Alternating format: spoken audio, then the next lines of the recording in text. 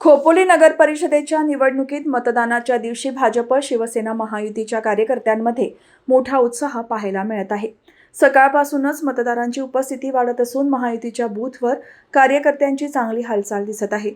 भारतीय जनता पार्टीचे रायगड जिल्हा निवडणूक प्रमुख आमदार प्रशांत ठाकूर यांनी खोपोलीतील विविध बूथ केंद्रांना भेट देत मतदान प्रक्रियेचा आढावा घेतला। या भेटी दरम्यान त्यांच्यासोबत जिल्हा सरचिटणीस आणि खोपोली निरीक्षक ॲडव्होकेट प्रकाश बिनेदार, माजी नगराध्यक्ष सुनील भाई घरत, अल्पसंख्याक प्रदेश उपाध्यक्ष सय्यद अकबर, खोपोली शहराध्यक्ष अजय इंगुलकर, ज्येष्ठ नेते संजय म्हात्रे, विकास नाईक आदी स्थानिक पदाधिकारी उपस्थित होते।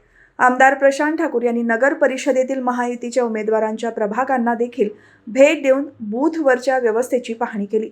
यामध्ये नगराध्यक्षपदाचे उमेदवार कुलदीप शेंडे, तसेच प्रभाग 6 चे उमेदवार संजय तन्ना, प्रभाग 11 चे उमेदवार सानिया शेख, प्रभाग 7 ची उमेदवार सुजाता मोरे, प्रभाग 14 चे उमेदवार किशोर पाटील, प्रभाग 4 ची उमेदवार मयुरी रेठरेकर यांच्या प्रभागांना त्यांनी भेट दिली। मतदानाच्या दिवशी महायुतीच्या कार्यकर्त्यांचा उत्साह, उमेदवारांभोवती दिसणारा जनसमर्थनाचा माहोल आणि बूथवरील सुरळीत व्यवस्था यामुळे खोपोलीतील निवडणुकीत महायुतीची पकड भक्कम असल्याचे चित्र उमटत आहे। शहरात मतदान शांततेत आणि उत्साहात सुरू आहे।